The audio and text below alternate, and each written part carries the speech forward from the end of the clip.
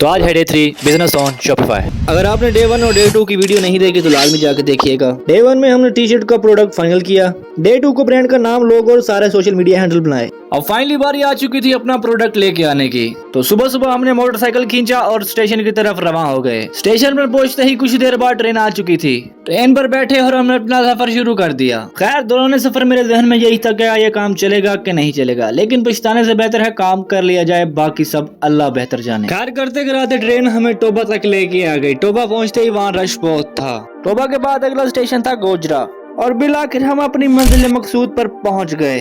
फैसलाबाद पहुंचते ही सबसे पहले हमने दोस्त से मोटर बाइक ली और बाजार की तरफ रवाना हो गए। फैसलाबाद में गर्मी और हब्स बहुत थी, पूछिए ही मत, लेकिन अल्लाह करीम की जात बड़ी रहीम करीम है। कुछ ही देर बाद बादलों की आमद शुरू होने लगी और मौसम कुछ खुशगवार बन चुका था। बहुत सारा इधर उधर घूमने के बाद हमने फिर टर्बो का रुख कर दिया।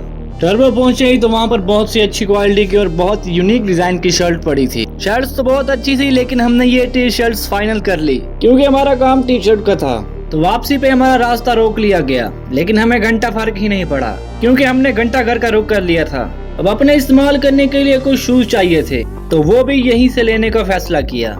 अब साफ जाहिर है इतना करने कराने के बाद भूख तो लगती है, तो फिर पता नहीं हम कौन सी पिज्जा की शॉप पर जा पहुंचे। कुछ देर वेट किया, मछलियां देखी और फाइनली हमारा पिज्जा आ गया। पिज्जा खाया और वापसी का रास्ता पकड़ लिया। मेरे दोस्त का कमीज फट चुका था और दर्जी ने कहा मेरे पास सुई धागा नहीं। ढूंढने पर पता चला तो सुई धागा तो चौक में था।